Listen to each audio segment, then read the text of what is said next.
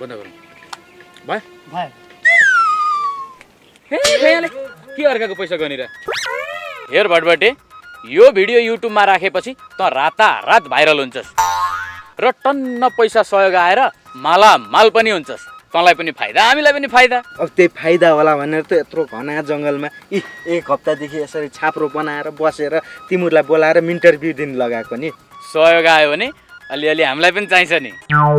सहयोगको आश नगर नि तिमीहरूलाई त त्यो युट्युबबाट दाल आइहाल्छ नि दाल होइन हो डलर भन्न ए त्यही आइहाल्छ नि बरु तिमीहरू छिटो गएर युट्युबमा भिडियो हालिहाल न भाइरल बनाइहाल्नु पर्यो के ल सहयोग आयो भने लिएर आउँला है त अहिले चाहिँ लाग्छु ए ल ल फेरि पीडित लगाएको पैसा हिँडाबिना पार्ने होइन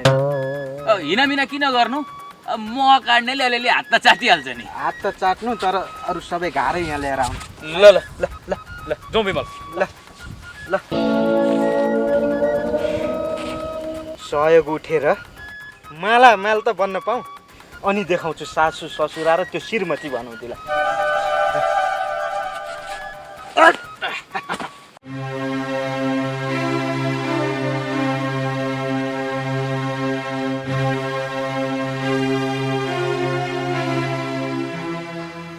छोरी के भयो तँलाई किन यसरी टोलाएर बस्यो कि त्यही भटबटे लफुङको याद आयो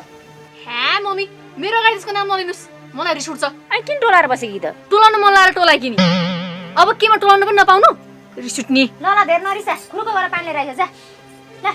झना चाहिँ यति राम्री भएर बसेको काम गराउनु परिहाल्छ है खै दिनु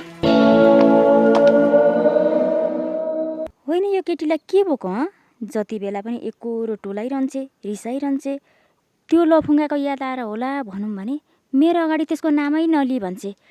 खै के हो कुरै बुझ्न गाह्रो हजुर हजुर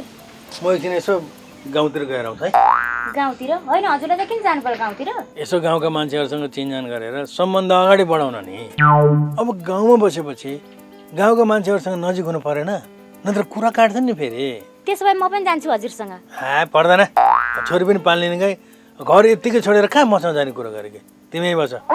ल म गएँ मलाई त घर कुरुवा नै बनाउने भयो नि